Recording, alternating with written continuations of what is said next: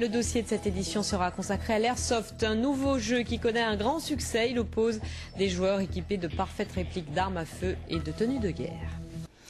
L'Airsoft arrive en France et fait de plus en plus d'adeptes. Né au Japon, ce jeu qui oppose des joueurs équipés de parfaites répliques d'armes à feu et de tenues de guerre séduit aussi bien des nostalgiques des commandos que des enseignants ou des cadres d'entreprise.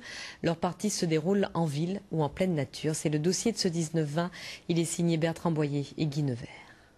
La Terre, elle a été tellement polluée que les humains décident de partir. D'abord un scénario plus ou moins hasardeux. Ensuite, une mission et une discipline très relative. Hérisson, tout autour. Ok, vous vous mettez derrière les prédateurs, vous allez sur cette ligne. Terre 3. Enfin, le décor, pluvieux à souhait, un ancien centre d'entraînement des commandos. La guerre factice peut commencer.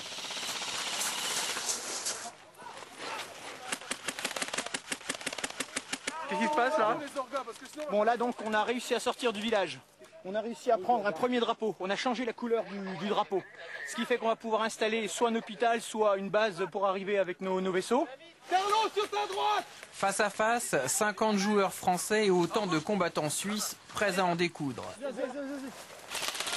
Leurs armes, des répliques parfaites et coûteuses, tirant des billes de plastique inoffensives au-delà de 10 mètres. Mais disons que c'est une alternative au paintball qui est beaucoup plus dynamique en fait. Et de par le fait des répliques qu'on utilise, on a déjà une simulation en fait. C'est plus une simulation. On va pas dire de la guerre parce que c'est quand même pas le but, ça n'a rien à voir. Une vraie fausse guerre très fair-play. Les joueurs touchés se déclarent sortis d'eux-mêmes. Les arbitres veillent juste au port obligatoire des lunettes de protection et quelquefois rappellent à l'ordre les morts virtuelles. Non, non. Allô? Hein? Les morts ne parlent pas? Ah, t'avais dit qu'on pouvait parler avant? Non, on n'a jamais dit que les morts parlaient. Silence. D'accord.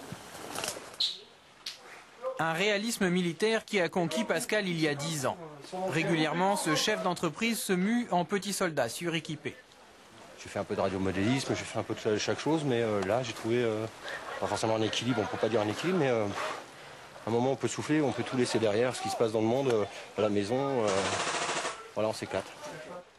Cadres, étudiants, anciens militaires, les troupes très diverses de l'Airsoft explosent en France. Un simulacre paramilitaire pour leurs détracteurs, eux assurent surtout ne pas se prendre très au sérieux. Vous allez où comme ça? Un petit peu plus loin. Il n'y a aucune idéologie là-dedans, il n'y a rien de militaire, il n'y a pas de violence réelle. Tout est fait pour qu'il y ait de la sécurité au maximum, pour que les gens s'amusent sur le terrain, pour qu'il y ait du dynamisme, pour qu'on dépense des calories. À partir de là, les gens qui se font une fausse idée, on se donnera une chance de leur corriger ça à l'occasion. Après 4 heures de jeu, le combat s'achève plus pacifiquement à coups de fourchette autour d'un méchoui. En France, on dénombrerait plus de 4000 airsofters.